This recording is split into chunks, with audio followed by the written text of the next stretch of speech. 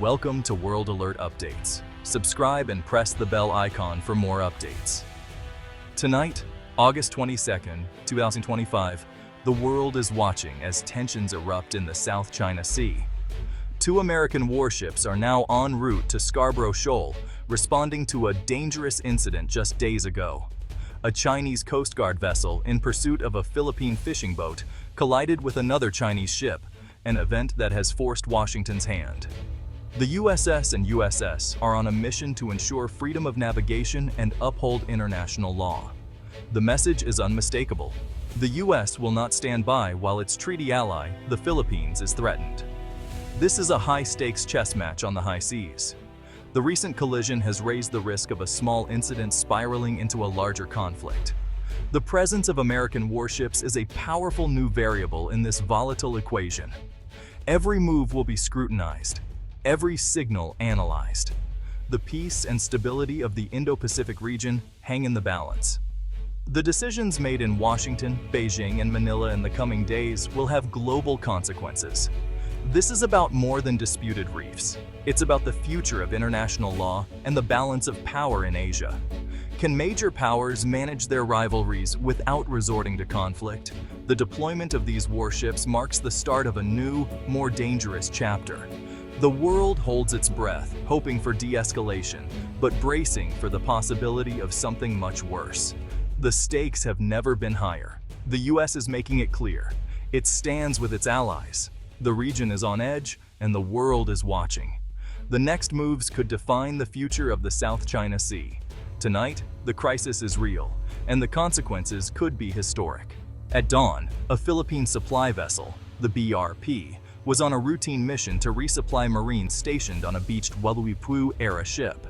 Suddenly, several Chinese Coast Guard ships began shadowing the vessel, demanding it turn back, claiming it was in Chinese waters, a claim the Philippines rejects.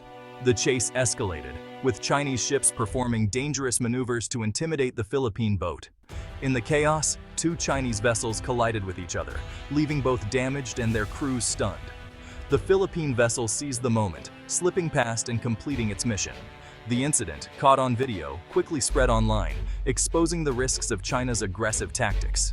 For the Chinese Coast Guard, it was a moment of embarrassment. For the Filipinos, a narrow escape.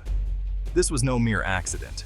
It was the predictable result of months of escalating pressure in the South China Sea. China's Coast Guard and maritime militia have been enforcing claims through harassment and intimidation, operating just below the threshold of open conflict. The collision showed how thin that line really is. These tactics are risky, and now the world has seen the consequences. The crisis demanded a response from the Philippines' most powerful ally. The stage was set for escalation. The world's attention turned to Washington. The US response was swift. Within 48 hours, the USS and USS were redirected to Scarborough Shoal. This was no routine patrol. It was a deliberate show of force. The mission reassure allies, deter aggression, and monitor Chinese activities with advanced sensors and surveillance. Their presence is a warning. The US is watching, and any further harassment will be met with a robust response.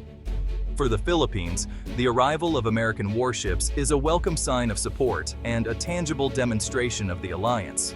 Filipino officials praised the deployment, saying it helps ensure regional stability. For local fishermen, the sight of US ships brings a sense of security. For China, it's a provocation. Beijing condemned the move, accusing the US of militarizing the South China Sea. Chinese forces now operate under the watchful eye of the US Navy, raising the stakes for any misstep. The risk of direct confrontation has never been higher. The world is watching this tense standoff unfold. Every maneuver is a message. The balance of power is being tested in real time. The next incident could change everything. The Steel Sentinels stand ready. Scarborough Shoal, a triangle of reefs and rocks, may look insignificant, but it's a strategic prize in the South China Sea. Just 120 nautical miles from the Philippines, it lies within Manila's exclusive economic zone and has been a traditional fishing ground for generations. For the Philippines, it's about sovereignty, economic survival, and national pride. For China, it's a key point in its 9-line claim and a potential military outpost. Control of the shoal would let Beijing project power across the region and threaten vital shipping lanes. In 2012, after a tense standoff, China seized control and has since blocked Filipino fishermen. In 2016, an international tribunal ruled in favor of the Philippines, but China rejected the decision. The standoff has simmered for over a decade. The recent collision has reignited the dispute. Scarborough Shoal is now the epicenter of a global crisis. The world's eyes are fixed on this tiny reef. At the heart of the U.S. response is the Mutual Defense Treaty with the Philippines, signed in 1951. Article 5 commits both nations to act if either is attacked. For years, it was unclear if the treaty covered the South China Sea, but now Washington says it does. Any armed attack on Philippine forces or vessels in these waters could trigger U.S. involvement. The recent collision didn't cross that line, but it brought the treaty to the forefront. The risk of miscalculation is real. A single aggressive act could draw the U.S. into direct conflict. The treaty is both a deterrent and a potential tripwire. By deploying warships, the U.S. is signaling its commitment. The message to China gray zone tactics are being watched. The stakes are now a matter of U.S. national security. China's strategy in the South China Sea is built on ambiguity and pressure, what analysts call gray zone tactics. It uses a three-pronged maritime force: the Navy, the Coast Guard, and a shadowy maritime militia. The Navy, the muscle, hangs back, signaling China's willingness to escalate if needed. The Coast Guard, larger and better armed than most in the region, leads aggressive maneuvers and chases. Their actions are framed as law enforcement, complicating responses from other nations. The maritime militia, ostensibly fishing boats, are organized, trained, and coordinated by the state. They swarm disputed reefs, block access, and gather intelligence, all while providing plausible deniability. This layered approach lets China apply constant pressure without crossing into open conflict. It's a strategy designed to wear down opponents and assert control. For the Philippines and its allies, countering this three-headed dragon is a daunting challenge. The risk of escalation is ever present.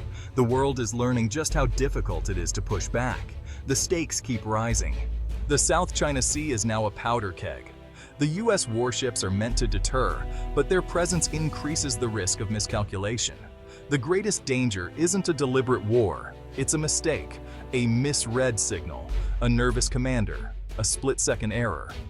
Communication protocols exist, but in a crisis, they can break down. The recent collision between Chinese ships shows how easily things can go wrong, even among allies. Sailors on all sides are under immense pressure, knowing a single mistake could spark international crisis. Chinese crews are told to be aggressive, Filipinos to stand firm, Americans to defend allies. The mix is volatile. A collision, an accidental shot, or an overreaction could trigger disaster. The law of averages says risky behavior will eventually go wrong.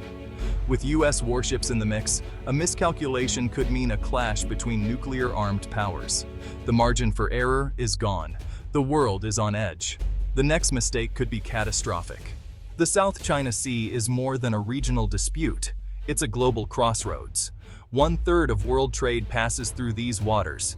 Any conflict would disrupt supply chains and shock the global economy. The crisis also tests the international rules-based order, especially the United Nations Convention on the Law of the Sea. China's rejection of the 2016 tribunal ruling challenges the foundation of global maritime law. If powerful nations can ignore the rules, what's to stop others from doing the same? That's why the US and its allies, Australia, Japan, the UK, France, conduct freedom of navigation operations here. The credibility of US alliances is on the line. If Washington fails to back the Philippines, other partners may doubt America's security guarantees. The region's security architecture hangs in the balance. The world is watching how the US navigates this crisis. The outcome will shape the future of Asia and the world. The stakes are global. The time for leadership is now. As night falls over the South China Sea, the world waits. The deployment of U.S. warships has drawn a line in the water. Will China back down or escalate? Will the Philippines assert its rights more forcefully? The rhetoric is sharp. The risks are real. A military clash would be catastrophic, shattering the global economy and peace in Asia. The potential for escalation is terrifying. The real solution must come through diplomacy, not force. The US and China must use dialogue, hotlines, and restraint to avoid disaster. The world is watching, not just to see who blinks, but to see if wisdom prevails. The fate of the 21st century may hang in the balance. The next move could change everything.